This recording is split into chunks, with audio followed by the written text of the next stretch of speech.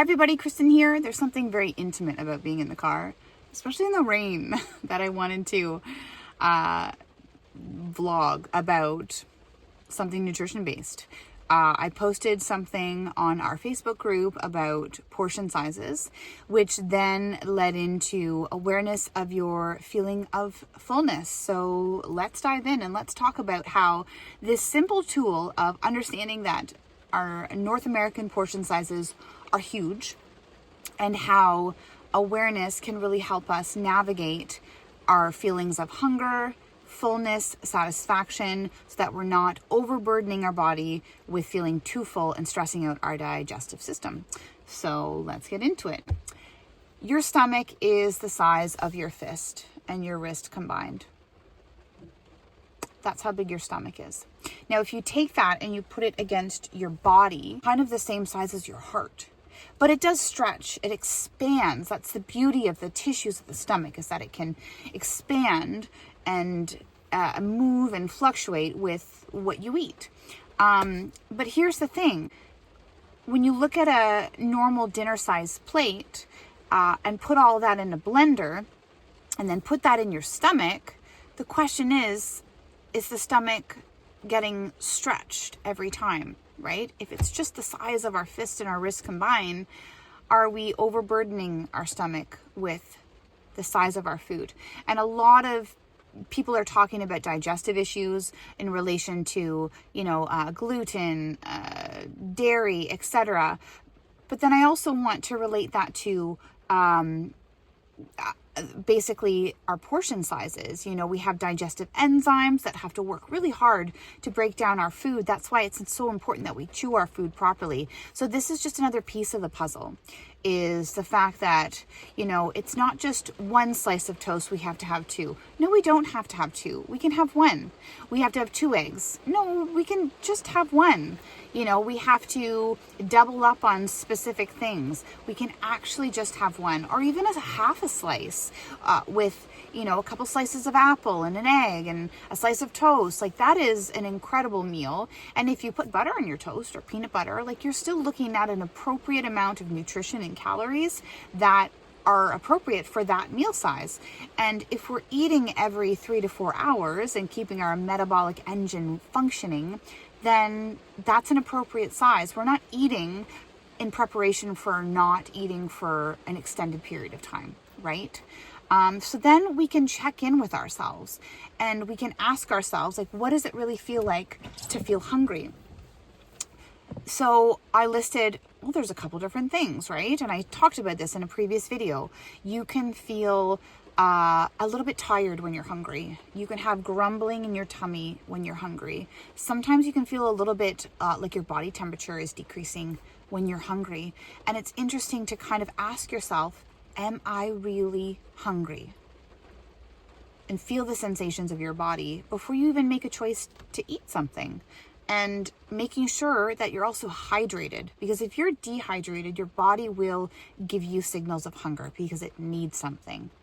So tuning into that. And then here's another really important detail. When you eat, it takes about 20 minutes for your stomach, your gut-brain connection to make basically a judgment as to when you're satisfied. 20 minutes. So when you've scarfed down half a sandwich or scarf down an appropriate stomach size portion, you might still, and 10 minutes goes by, 5 minutes goes by, you still might feel like I could eat more. Just wait, drink water. And I'd like you to wait for about 10 minutes, 15 minutes afterwards and check in with yourself. You want to look for a feeling of satisfaction, like you're no longer hungry. And once you feel that satisfaction, you can move on. Feeling full after eating, and I think there's certain times when we need to feel full, like Christmas and Thanksgiving, right? Where we're full and I'm pretty full, but I'm going to burp and take a breath and I'm going to go for a second, right? For another little bit of stuffing.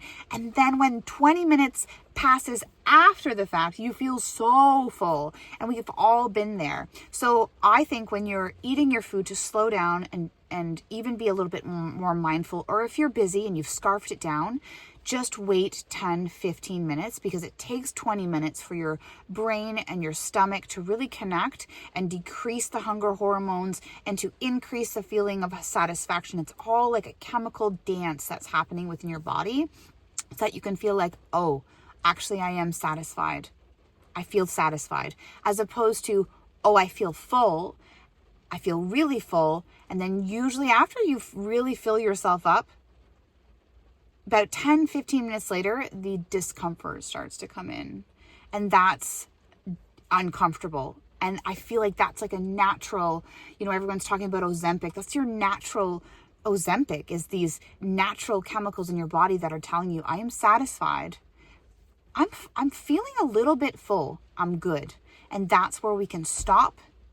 That's where we can move on to the next thing in life and be prepared for 3 to 4 hours later when our body might need something else. But let's say that 10 minutes passes, that 15 minutes passes, and you're still truly hungry. You just listen to your body. Thank you, everybody, for listening. And again, I really wanted to create a platform for nutrition, teaching fitness and Pilates for 15 years and having my own sort of business here. I understand that when it comes to physical, mental, and even spiritual health, there's a balance of actions that we need to take in order to feel our best. And in that balance, there's the nutrition part of it. It is essential that we move our bodies. It's essential that we move our bodies. And there's so many different ways we can move our body. It could be a walk outside. Then you might want to start to work on your posture. Then you might want to work on your core and your pelvic floor and your balance, right?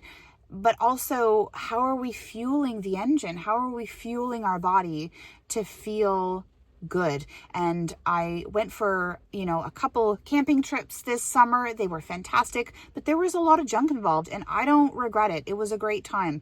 I really noticed a shift in my energy the following week during my workouts. I had very little energy. My heart was pounding, and it's like, it's a no-brainer. I just put fuel in my body that's basically garbage, and now it's time for me to put healthy fuel in my body so that my body can optimally function. And you are no different than I am.